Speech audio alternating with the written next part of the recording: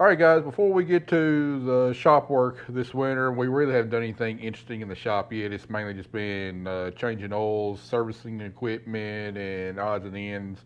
The only big project we've had so far has been repainting the booms on the sprayer, but all our beams are hauled, and we'll be getting in the shop here real soon. I've been dedicating a lot of my time here the last few weeks, really uh, going through the business part and uh, determining cost and exactly what our plan is going to be this year. Because last fall I kind of told you about some of the problems that we're looking at for this upcoming year. And they really mirror a lot of what y'all have actually seen in your lives. You go to the store, you see things that are not available, you see inflated prices or low stock, you can't get exactly what you want or you can't get it when you want it. And we're seeing a lot of those same problems in agriculture for this coming up year. So I'm gonna do a couple of videos here, kind of giving you a behind the scenes look at what's involved financially in running the farm. I know a lot of y'all probably don't care about that. You just want to see the tractors, the welding, the shop work, growing the crops. But I know there's quite a few of you that are really interested in the business part of farming. So our next few videos are going to deal with that aspect of it.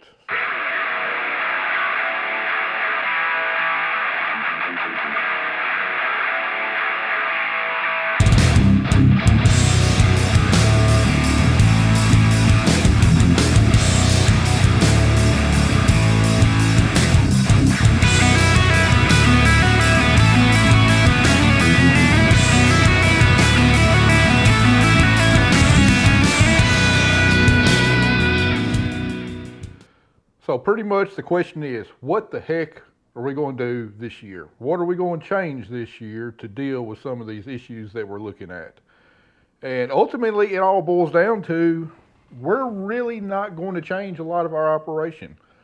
What we do has been extremely successful for us, and a lot of what I've done in the past, agronomically and business wise, has been leading up to for when we have a year like this year where inputs are sky high, or say a year when we have a drought. Everything I've been doing with soil health and sustainability and building up fertility and saving up money and spending it wisely, all of that has led up to the type of year that we're looking at having this year. So I feel very confident in our business plan and our model going forward into this year. But the big problem is going to be availability of some items, especially chemicals. Right now, our main herbicides, Roundup, Liberty, cannot be had right now. If you do find them, the prices are absolutely sky high. So let me tell you a little bit about what has increased in price for this coming up year and what's available and not available. Starting off with fertilizer, that's probably going to be our biggest line item expense this year. Fertilizer it's gone insane. It really has. Let's start off with dry urea. We typically apply that on our first pass of corn, and we also apply our side dress and cotton. Last year, we paid $412 a ton for urea. Right now, we're looking at $860 a ton for urea. It's a jump of 109%.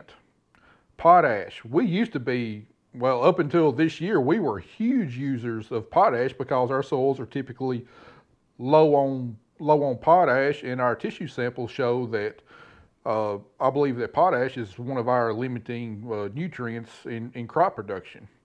Last year's $320 a ton. Right now, we're looking at $820 a ton. It's an increase of 156%. DAP, which we don't use a lot of DAP because we use a whole lot of chicken litter, and generally the chicken litter supplies all the phosphorus that we need, and we don't use a whole lot of DAP. But for the farms that we can't use chicken litter, we still have to use DAP. Last year's $475. This year, $850, increase of 79%. Ammonium sulfate, we use that in some side dress applications to add some sulfur to the crop, also add a little bit of nitrogen. Last year's $360. This year we're looking at $590, increase of 64%. Now here's the big one. UAN, either 28% or 32%. That's a liquid nitrogen fertilizer that we use quite a bit of. It supplies all of our nitrogen to our wheat crops, and in corn, it supplies a big part of the nitrogen to our corn crop. Both the 28% and 32% UAN typically run about the same price per ton, maybe within $5 of each other. But right now, what we just bought for our wheat crop, and it doesn't look like it's going down, $625 a ton, compared to last year of $196 a ton. That's what, like a 312% increase in that fertilizer, just astronomical. Now, here in recent weeks, we've seen urea, dry urea, ease back down just a little bit, and then it'll bounce down, and then it'll bounce back up. So I don't have any fertilizer pre-bought because there at the end of the year when we typically do our pre-buying, fertilizer prices were so volatile that really no fertilizer company at that time would even lock in prices unless I were to buy it and take direct possession of it. And I've only got a limited storage capacity for liquid nitrogen, UAN, and I have no way to store dry fertilizer. And anyway, the prices were so high there at the end of the year, first part of the year, that I just didn't feel comfortable investing that much money in fertilizer. And I got my hopes that supply on fertilizer increases some during the spring, especially as a lot of farmers will shift from corn to soybeans, use less fertilizer, and I'm hoping that that has a downward impact on fertilizer prices. Kind of rolling the dice, kind of being risky, but that's kind of, I've seen it happen in the past. Everybody gets scared and pre-books their fertilizer end of the year, first of the year, and then come spring, fertilizer prices drop. So that's kind of what I'm hoping is going to happen this year. And I'll talk a little bit more about our fertilizer strategy here in just a minute. On to our second big problem is chemicals and availability. The two chemicals that we use the most of in all of our crops, Roundup and Liberty, glyphosate and glufosinate. I don't know how much of it we're going to be able to get, or if we'll even be able to get any of it at all. And those are two herbicides, especially glyphosate, Roundup, that we really depend a lot on in our no-till cropping system. Glyphosate is a broad spectrum herbicide, kills, or it used to kill everything. There's several weeds that have become resistant to it, but still it's a very good all-purpose herbicide to clean up a lot of weeds in the fields. And same way with Liberty. Last year we purchased Roundup for $18 a gallon. This year, if we can even get it, I've heard that prices will be somewhere between, say, $50 and $100 a gallon, if we can even get it. Last year, Liberty was $40 a gallon, and I'm hearing upwards of $100 a gallon for Liberty this year, if you can even get it.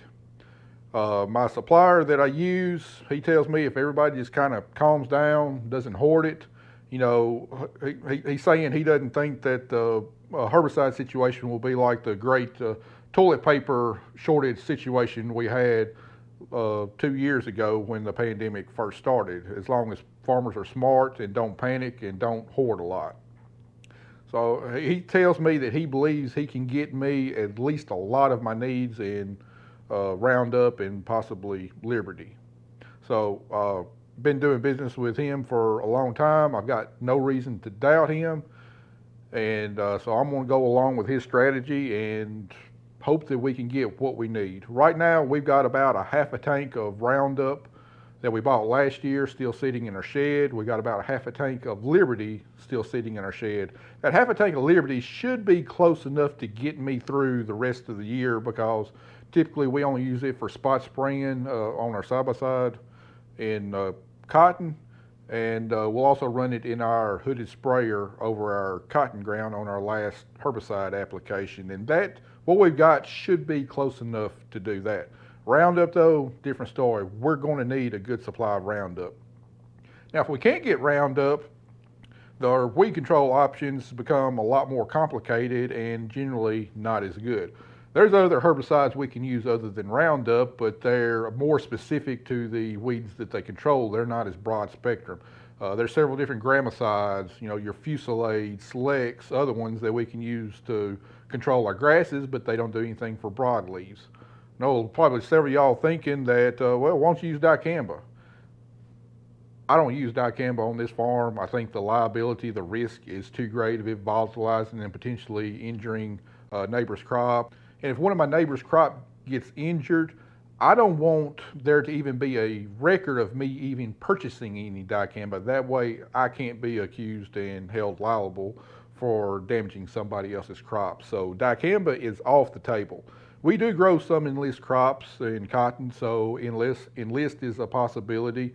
I think I could also spray enlist over the top of corn if I need to, but I feel pretty confident that our corn herbicides are going to be, we have got greater options in corn. For soybeans, broadleaf control, there's a lot of older chemistries we can use that still work okay, like classic. For cotton, we've got a brand new hooded sprayer. We can run it multiple times if we need to, and it really doesn't matter what we spray under the hoods because it protects the cotton crop from the herbicide. So we could run straight paraquat under the hoods and smoke everything out there if we want to, but it's a lot slower option, but we used to do it in the past. As far as other chemicals, gramoxone or paraquat, I've heard that there could be a short supply of it. Not near as bad as Roundup and Liberty, but there could be some tight supplies of it. Cost of it's probably going to go up. Same thing with atrazine, could be a short supply of it. Cost is going to be increased. And basically I've penciled in an increase in just about all the chemicals we use. Not near as big of increase as with Roundup and glyphosate, but I've penciled in easily, $5, $10 a gallon increase in a lot of our other chemicals that are not projected to be in short supply, but we know that most likely the cost is probably going to be going up on it. So those are the two big price increases we've seen, the two big challenges we've seen this year. Seed, as always, seed's going up a little bit, about like what it does every year. Nothing drastic, but it is increasing. So the bottom line is, we're looking at an expensive crop this year. So in our next video, I'll show you line by line, crop by crop, what it actually costs to put in a crop, what it cost us last year, and what we're projecting it to cost this year. But this video is going to be more of a broad overview. All right, before I show you what our plan is for this year, kind of show you what our plan was last year in regards to fertility, especially potash. You can tell one of my farms right here got several different colors right here within the field. And if you look down here in the legend, that corresponds with the rates of potash we had. As you can see, we had anywhere from 0 pounds per acre, which is the black spots, all the way upwards to it's probably 350 pounds an acre here in the green spot, and everything in between. And what we do is we derive our fertilizer prescriptions based upon our soil test. And we write our prescriptions to shoot for a 5% base saturation of potash. As you see, we got one point right here, 5.2%, that doesn't need any potash, but then you got others that are lower.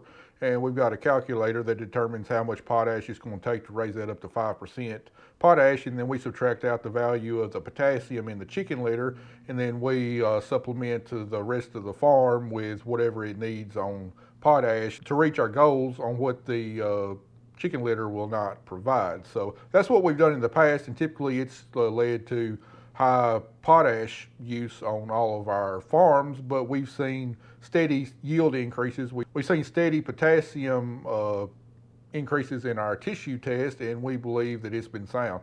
However, at $820 a ton, we cannot afford to do that this year. We would lose money on the crop easily. So as I mentioned back in, I think is one of the soybean harvesting videos, what our strategy going forward this year will be to apply only what the crop removed in 2021. So looking at that same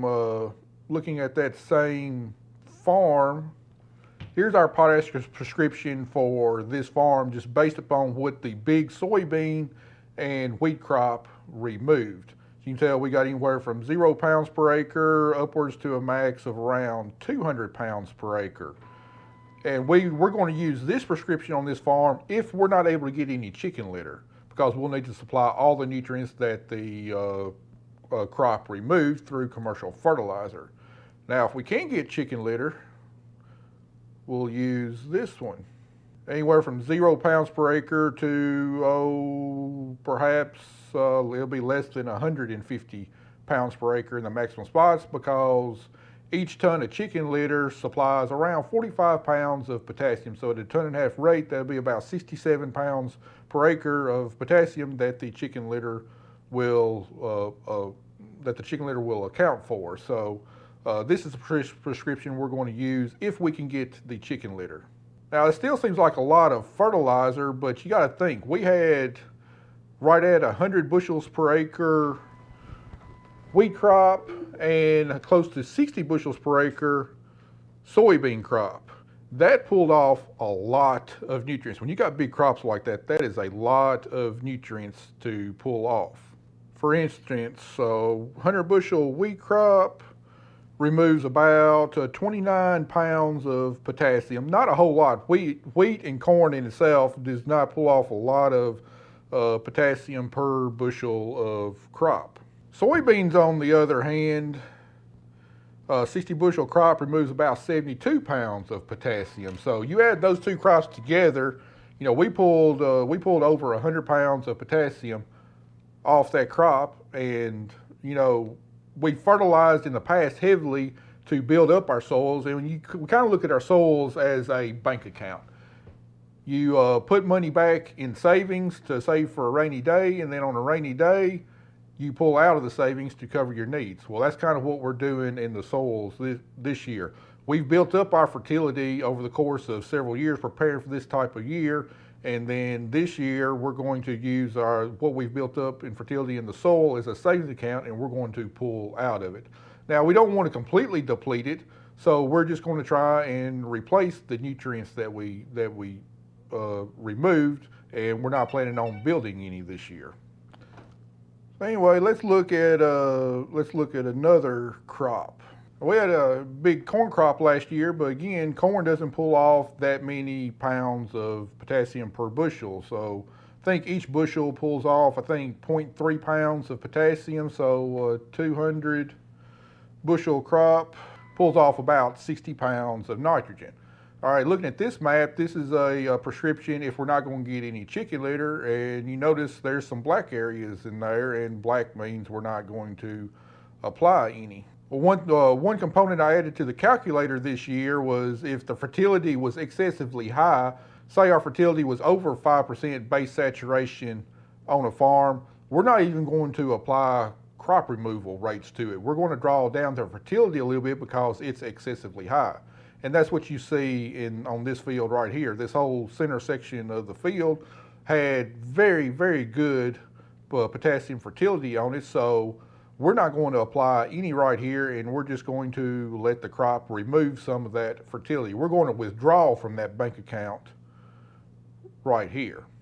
And then the rest of the field, we're going to apply crop removal rates because those levels were just not at the level of where I wanted them to be as far as having a high fertility. So we're just going to replace those nutrients.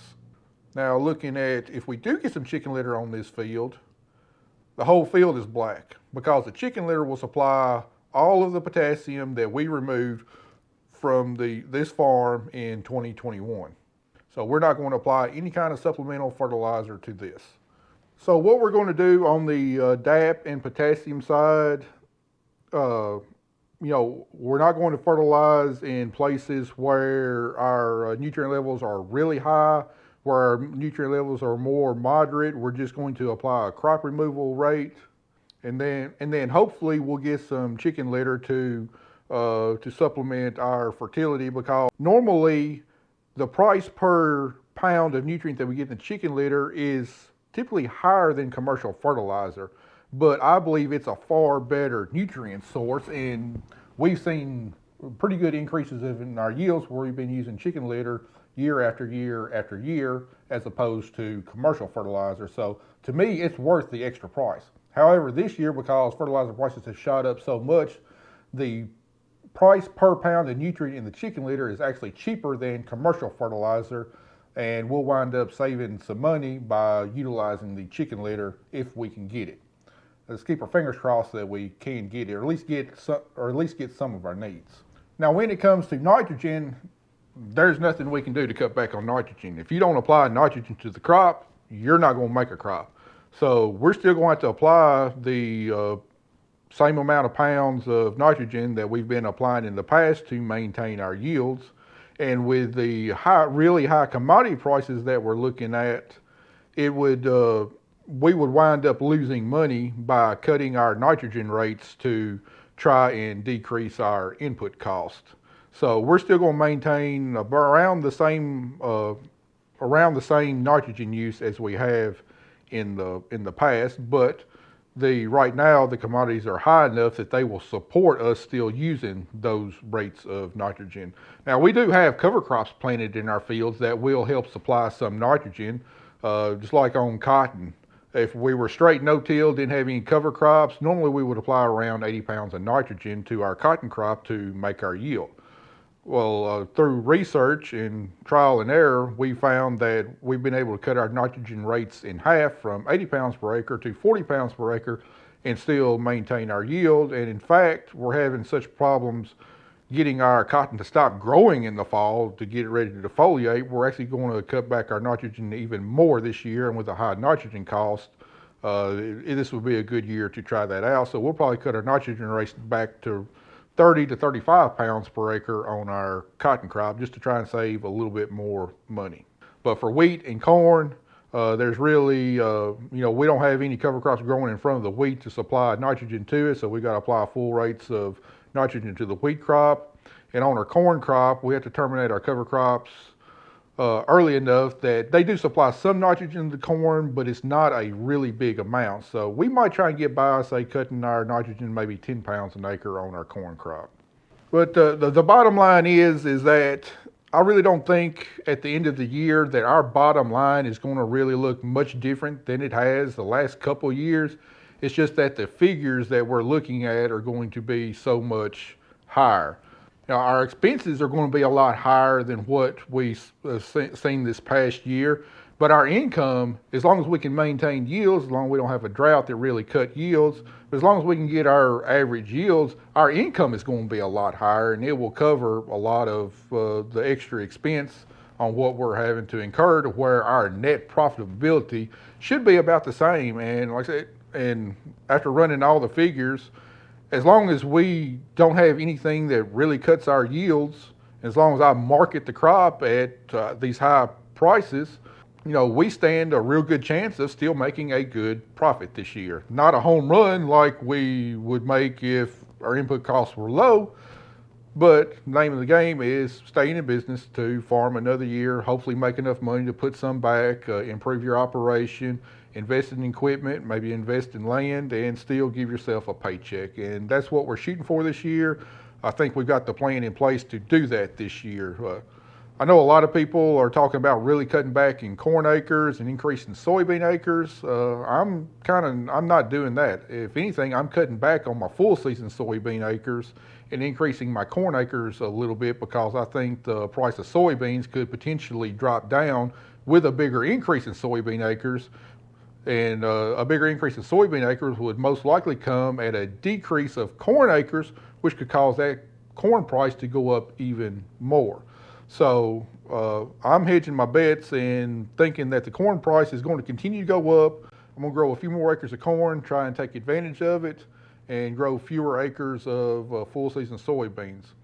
Now, if you watched this back in the fall, you know that I planted a record number of wheat acres this year, because the profit potential of wheat and then the double crop soybean crop following the wheat crop, our income is much higher with that combination, especially at these prices, than what it is with corn, cotton, or full season soybeans. So we're going to increase our cotton acres just a little bit this year, going to increase our corn acres a little bit more, decreasing our full season acres, but we really increased our wheat and double crop soybean acres. And I think that's going to give us the best situation as far as risk management, but still investing in the crops that could give us a highest return on our investment. So anyway, hope that kind of made sense. Hope I didn't ramble too much, but that's going to be our plan for this year. But the one thing I've got to keep in mind this year is I'm gonna have to be flexible, especially with depending on whatever is available for herbicides or fertilizer or whatever. I got several different plans in place. I got an A plan, B plan, C plan. Hopefully I don't have to go any farther than that, and hopefully I only have to go to my B plans. But you know, we've got a very sound practice out here in what we do, and I think a lot of that building for the future is going to come into play this year and going to allow us to kind of weather, you know, what we're seeing in the agricultural economy right now. But anyway, guys, that's going to kind of do it for this video. I hope you found it informative, and stay tuned for the next video because I'm really going to dive deep on showing you what it costs to produce each of the crops that we grow on our farm. So appreciate y'all watching. We'll see you in the next one.